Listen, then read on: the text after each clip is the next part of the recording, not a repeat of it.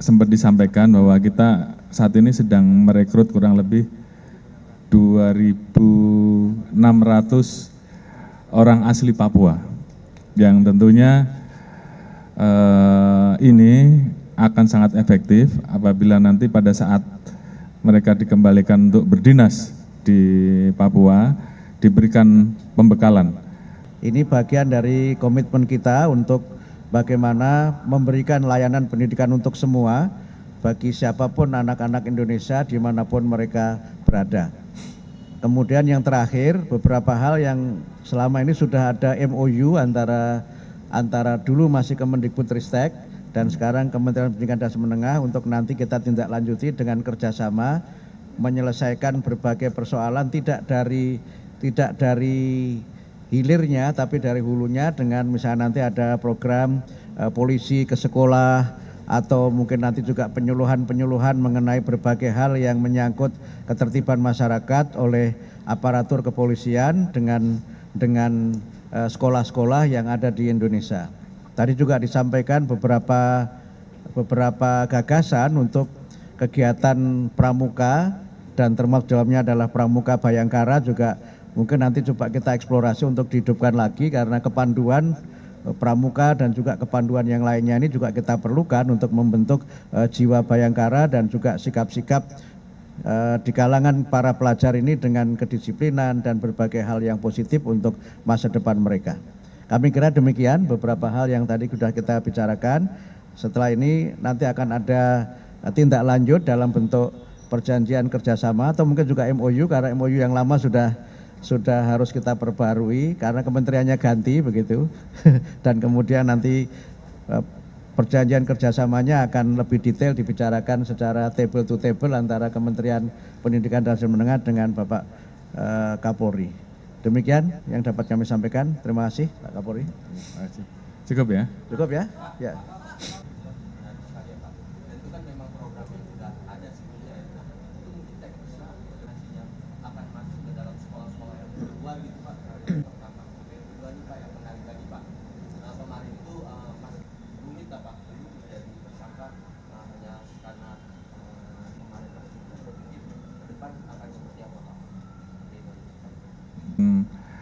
Program polisi mengajar. Bagaimana polisi ikut dalam kegiatan mendidik ya, utamanya di wilayah-wilayah seperti Papua yang tadi kita sampaikan. Memang kita sudah ada program polisi Piajar, polisi pergi mengajar. Biasanya itu dilakukan oleh anak-anak buah kita yang menjadi Babin Kamtimas atau menjadi anggota-anggota yang ada di wilayah Papua. Tadi sempat disampaikan bahwa kita saat ini sedang merekrut kurang lebih 2.600 orang asli Papua yang tentunya ini akan sangat efektif apabila nanti pada saat mereka dikembalikan untuk berdinas di Papua diberikan pembekalan untuk skill terkait dengan masalah bagaimana membantu program-program yang terkait dengan apa yang menjadi program dari Kementerian Pendidikan Dasar Menengah dalam hal keterampilan mengajar.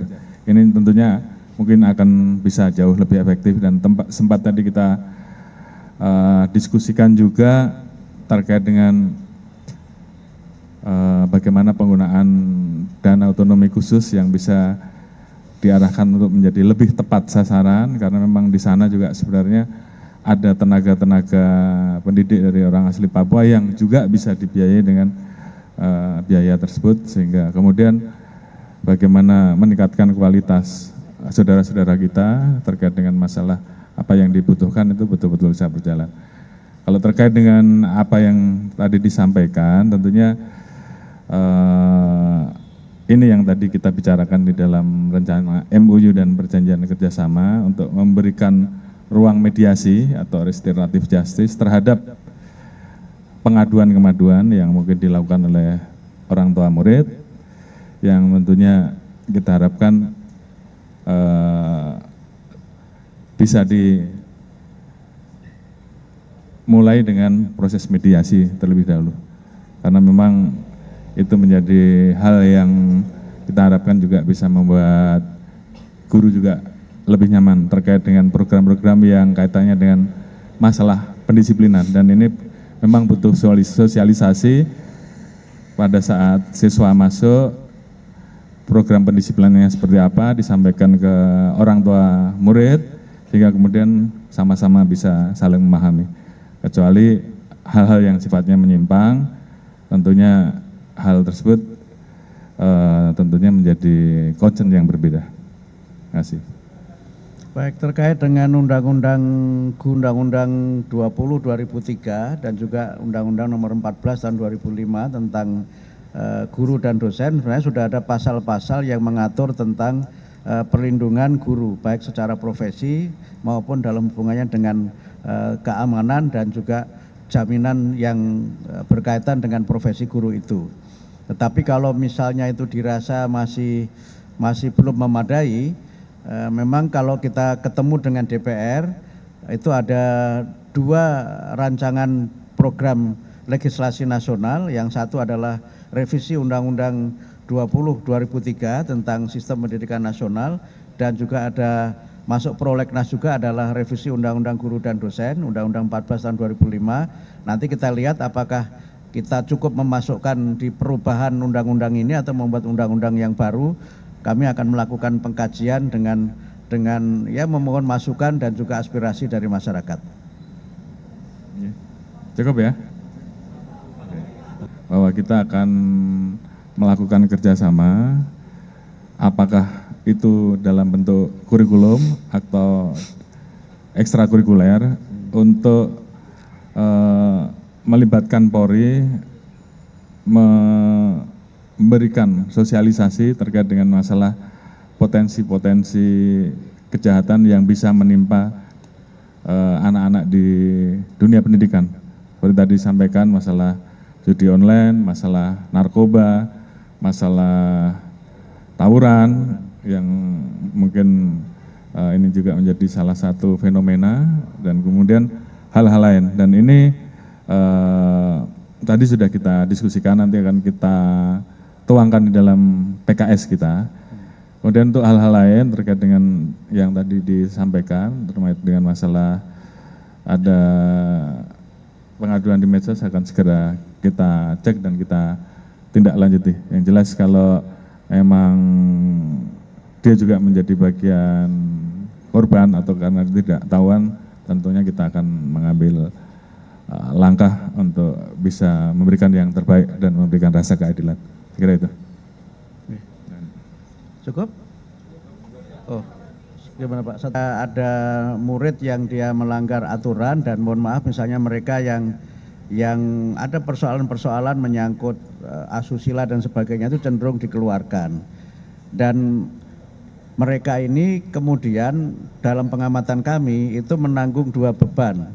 Pertama adalah beban karena dia sudah dikeluarkan dari sekolah, yang kedua adalah beban bahwa dia juga punya masalah dengan apa yang terjadi pada dirinya, sehingga banyak kelompok-kelompok ini sebenarnya masih berusia muda, masih berusia remaja, dan masih dalam masa usia sekolah juga, sehingga mereka ini tidak mendapatkan layanan pendidikan karena sekolah formal tidak bisa menerima. Karena itu maka 2 opsi yang ada dalam pikiran kami sekarang, kalau kita meniru negara lain, itu ada namanya cottage school yang dikembangkan di Amerika, yang memang itu khusus untuk mereka yang secara psikologis, secara sosial ada masalah, dan mereka memang belajar di tempat pendidikan tertentu. Kemudian yang kedua, kemungkinan juga bisa dengan pendekatan boarding, yang selama ini juga beberapa sudah ada dilakukan oleh beberapa organisasi kemasyarakatan.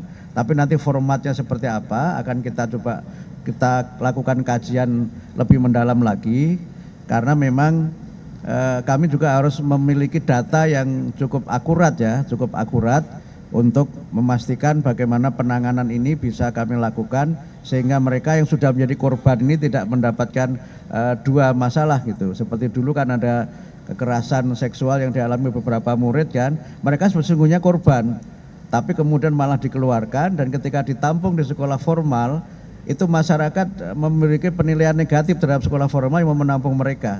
Sehingga harus ada jalan keluar karena mereka tetap ingin belajar dan mereka harus kita berikan kesempatan untuk bisa tumbuh sebagai generasi bangsa yang hebat dan kuat dengan pendidikan yang kita berikan itu. Gitu. Ya, cukup ya.